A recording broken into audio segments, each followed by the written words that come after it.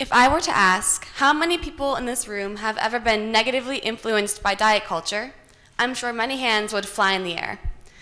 If I were to ask how many people in this room have had insulting comments made about their body, I'm sure those hands would stay in the air. So, is this the truth? Well, let's start in the 1920s.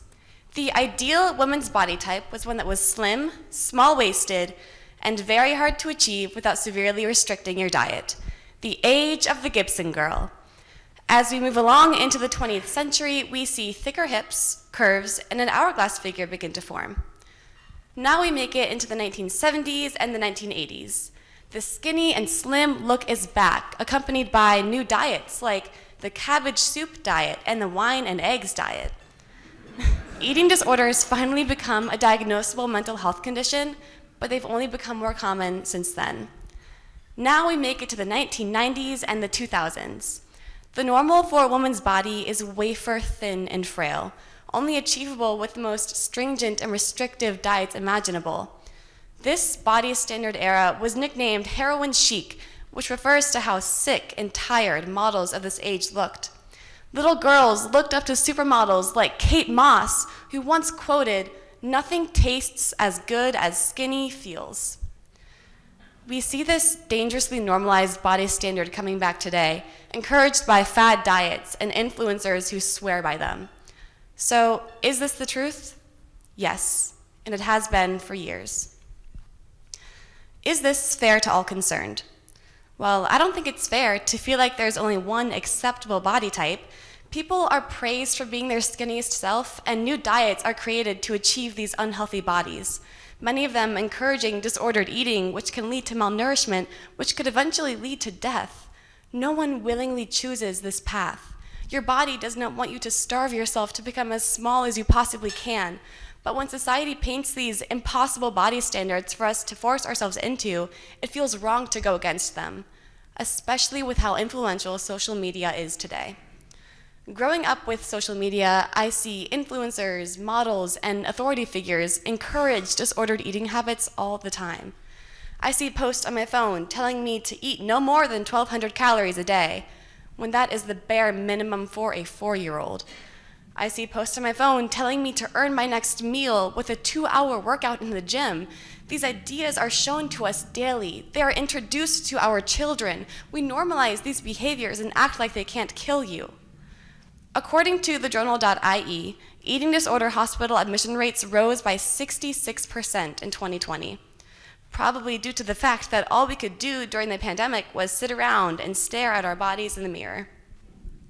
Falling victim to an eating disorder and extreme diet culture can be deadly and not fair to anyone. Will this build goodwill and better friendships? The simple answer is no. When you fall into the deep end of an eating disorder, it feels there's no way out but to keep going. The only friends you feel you make are the thoughts in your head telling you to keep stepping on that scale, or why not skip breakfast tomorrow? These thoughts become habits, and these habits are normalized every single day. Skipping breakfast is encouraged, and watching the scale's number drop is celebrated. I see my friends falling into these habits. I see little kids get admitted into hospitals because they won't let themselves eat in fear of getting too big. Goodwill is shattered when we fall into these unhealthy habits, and friendships are lost when all you can think about is the size of your body and the calories in your last meal. Is this beneficial to all concerned? Well, let's take my life as an example. The summer of 2021, I felt extremely self-conscious about my body for the first time after learning that I didn't have a thigh gap. A thigh gap, for those of you who don't know, is just a gap between your thighs when you put your legs together, a very common body standard for a woman. After learning this, I decided to keep a scale in my bathroom for me to use every day. I looked up ways to lose weight in certain areas of my body fast, and I would follow anything the internet told me. Weighing myself every morning, I grew to get addicted to watching the scale's number drop, and later that year, I was hospitalized and diagnosed with anorexia. Now, if you had asked me then, never in a million years would I have noticed how unhealthy I was.